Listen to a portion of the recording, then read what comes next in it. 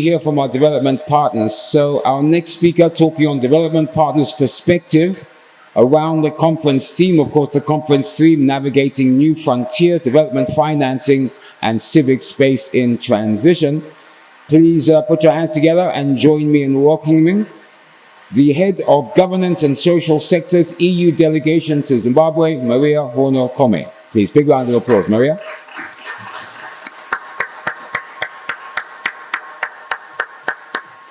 Guys, it's a long walk. I keep saying to you, please keep clapping. It's a very long walk.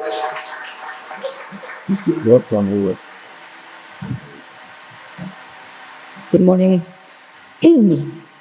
Our guest of honor, the Deputy Minister of Public Service, Labour and Social Welfare, Honourable Advocate Masvingo, the Acting PVO Register here present, Mr. Tiribabi Totamirepi, other senior government officials here represent the Chief Executive Officer of Masvingo Rural District Council, represented by Mr. Victor Charumbira, the Deputy Director Financial Intelligence Unit, Mr. Tifshafa Chigaba, fellow National Board members, Ernest Tapatsua, and all of our colleagues from CSOs and CBOs represented here today.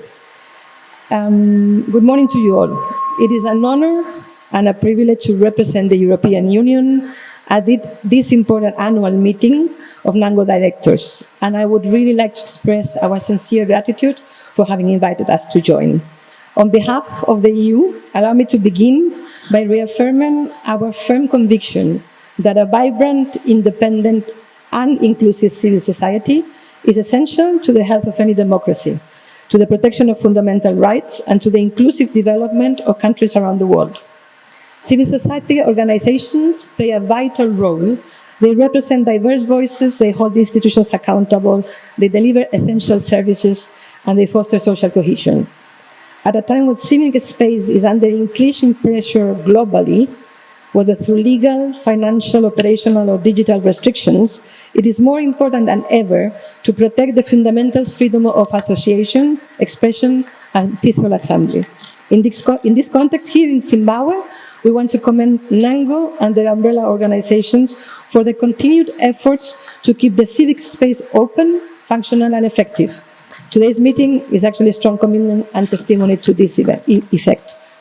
Let me also acknowledge the government of Zimbabwe for its reaffirmation to commitment to governance reforms and the inclusion of civil society in different fora, from the arrears clearance, governance track, to the consultations undertaken for the National Development Strategy or on the strategy to bring forward the next National Anti-Corruption Strategy.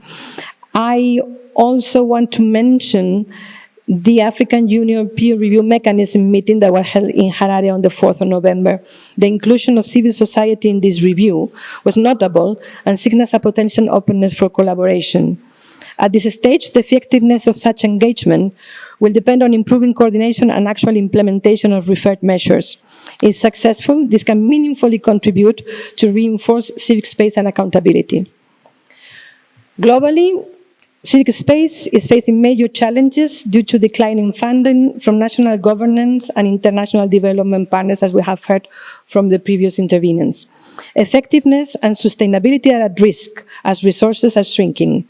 This makes it increasingly important for CSOs in Zimbabwe and elsewhere to diversify funding sources, explore new forms of financing, and further professionalize management and governance structures. Domestically, the recent PVO Amendment Act is also reshaping the civic landscape in Zimbabwe. While its drafting process generated many concerns among international stakeholders and domestically among parts of civil society who felt unheard, the ongoing registration process appears to be proceeding reasonably smoothly, and the engagement by the registrar on developing the necessary regulations is welcome. We hope the finalization of these processes, including namely the nomination of the PVO board, will be genuinely inclusive, and we encourage all stakeholders to continue participating and engaging constructively.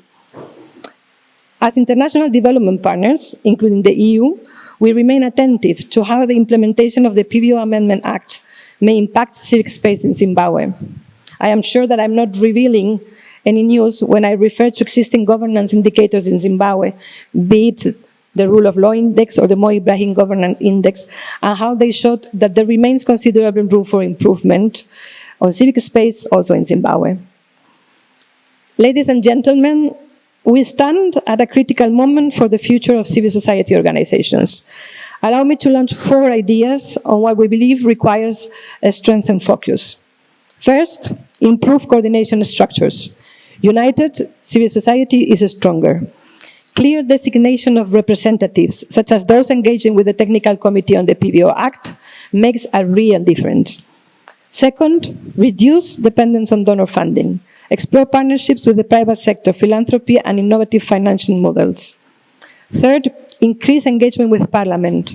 Regular interaction and briefings to parliamentary committees can strengthen oversight and democratic processes. And fourth, continue strengthening financial management and internal controls, which enhances credibility and sustainability. On our side, the EU, as a partner to Zimbabwe, we also feel the need to act decisively in this time of tightening resources. We, from our side, we will continue strengthening civil society engagement in key national processes, including involvement in high-level policy dialogues, such as the government-led arrears clearance and debt resolution process, and the structured dialogue platforms on governance and economic tracks. We will seek to create spaces for civil society input into national strategies, such as the National Development Strategy 2 or the forthcoming National Anti-Corruption Strategy. We also aim to broaden our outreach to community-based organizations across the country, including through better use of instruments that we call financial support to third parties, which in practice means trying to make sure that we reach out with our financing to small CBOs all around the country. In conclusion, let us all reflect together on where the civic space comes from, where we stand today, and most importantly, how we can shape a positive and inclusive future. On behalf of the European Union, allow me to reiterate our appreciation. We are grateful for the opportunity to work alongside you. I wish all of us a productive, constructive, and successful seminar retreat. Gracias.